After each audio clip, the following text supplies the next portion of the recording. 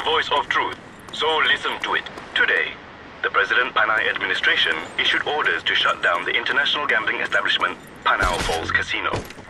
In the fracas that followed, the Panau military was forced to intervene as dangerous foreign criminal elements took their native customs to the soil of Panau and attacked police officials with machine guns and explosives. A lone gunman, with ties to famous criminal organizations all over the world, is said to have caused considerable damage before escaping with one of the foreigners due for deportation. The police have issued a warning to the public close to the Panau Falls Casino, as well as an encouragement to report any suspicious activity in the area.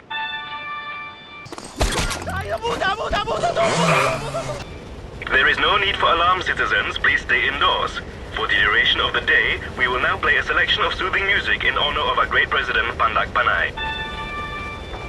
Scientists from the Institute of Volcanic Activities explained that the explosions reported from the mountains of Gunung Gila Pangkat were small eruptions of a hitherto unknown, active, and very benign volcano which has now disappeared.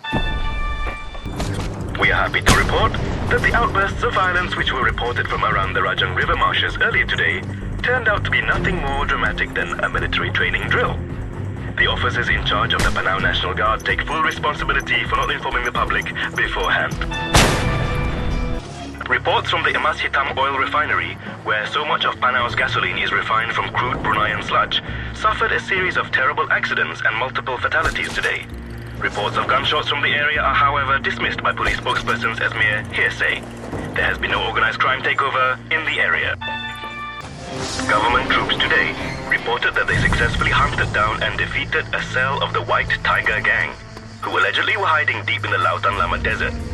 President Panay commended his men on the success and stated that he himself would like the honor of peeling the skin off the skull of the White Tiger leader when caught. Are not true, according to the Panau Office of Internal Prosperity. The missing government officials from last week still remain missing and are likely to continue to be missing. But the citizens of Panau are cautioned not to be alarmed at all. The rumors of chaos in the streets are exaggerated. The rebellious factions of Panau are scheduled to be crushed very soon. Until that time, citizens are urged to stay tuned to this station so that you will know when the chaos has subsided and it is again safe to travel in the countryside.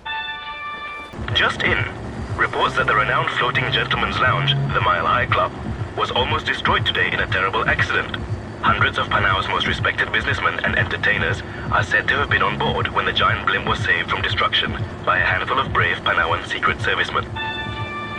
Our glorious leader has proclaimed next Tuesday Happy Execution Day. Foreign fighters, insurgents, terrorists, black marketeers, chaos mongers and rioters who are currently overcrowding Panau's comfortable prisons will not have to wait for a long and tiring trial. Instead, firing squads will deal with them quickly and effectively in one go. Stay tuned for details of live broadcasts from this groundbreaking and joyous day.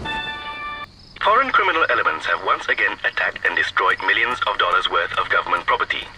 According to a government spokesperson, the attack on the Castello Singer military base today is just the tip of the iceberg.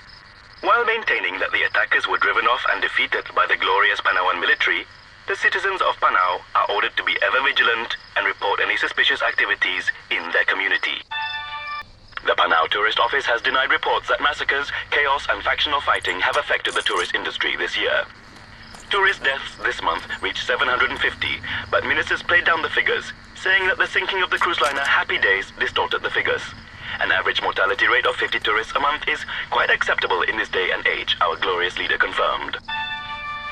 Our glorious leader announced today that the Panau national football team execution, postponed last week due to chaos and rioting, will take place this evening, immediately after the 6 p.m. news bulletin.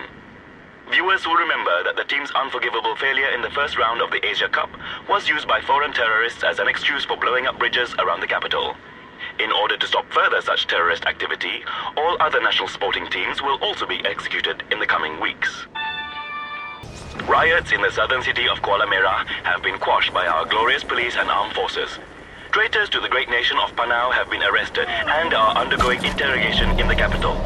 Our president has asked that troublemakers and inciters of violence be hunted down and executed. Unknown foreign nationals must be reported immediately to local police. Port, which has been closed down until further notice, was the scene of a violent series of events when a number of convicted foreign criminals mysteriously exploded, taking with them several Panauan officials. Police are looking into the tragedy but have no comments as of now. The Panau Satellite Program Center was attacked today by a lone madman and foreign terrorist. After a brief firefight, the terrorist disappeared. It is believed that the body simply vaporized under the many precise shots of the elite Panauan soldiers. Do not be alarmed. Forces of insurrection are at work. All armed groups are illegal. Flags of roaches, reapers, and Yulars are banned. The chaos will be crushed and order restored. Our glorious leader has declared a state of emergency. Normal government will be resumed as soon as possible. Tonight's billion-dollar lotto has not been affected, so tune in tomorrow to hear who is Panau's luckiest citizen. Our glorious leader has declared war on all militant groups. Membership of Yulars, roaches, and reapers is now proscribed on punishment of death. The three towers of the luxury hotel, Three Kings, shook to their foundations today as foreign criminal organizations clashed in yet another violent battle for underground supremacy. The president responded to the violence by stating, "If these creeps shoot each other like this, there will be nothing left of them for me to kill when they are done," which is a shame.